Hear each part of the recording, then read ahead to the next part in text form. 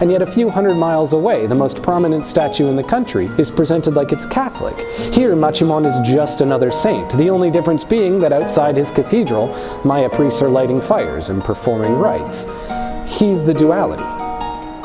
But no matter how he comes to you, no matter where you meet him in this country, the boys who maintain him promise if you stuff a couple hundred quetzales under his tie, he'll tell you whatever it is you need to hear. The thing is that they'll also tell you that he's a liar.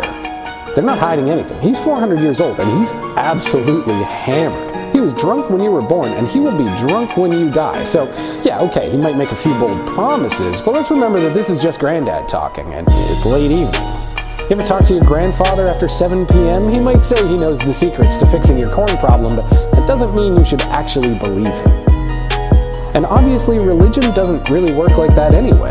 You can't just snap and get what you want. If that's all prayer was, people wouldn't do it. There's more to Maximon than just the faulty promises of a few drunk caretakers. He's a cultural experience. Visiting him isn't just respecting tradition. The journey itself is healing. Guatemala is a beautiful country, and Atitlan, for lack of a better word, feels holy to visit.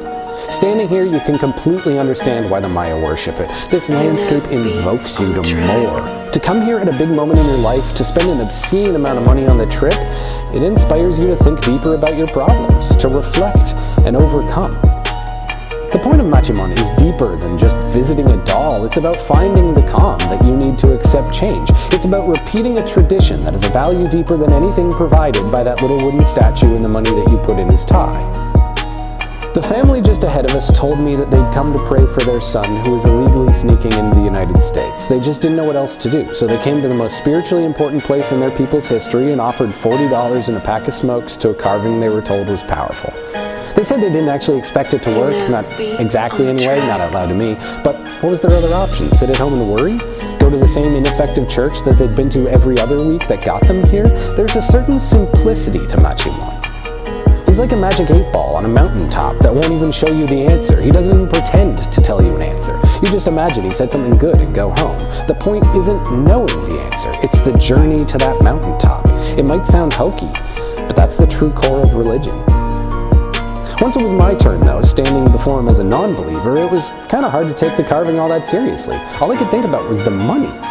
Because I did the math in my head talking to that family, and for a 400-year-old man in rural Guatemala, Maximon is making a hell of a lot of money. The average salary in this part of Guatemala is something like $2,000 a year, and the statue is at minimum turning over 250 times that, 500 grand, if not much more. It's presumably the most profitable business in this entire town, which naturally, if you know anything about the violence of this country, speaks to a strong hand controlling it, because nobody can be in charge of something this powerful here without a way of defending it.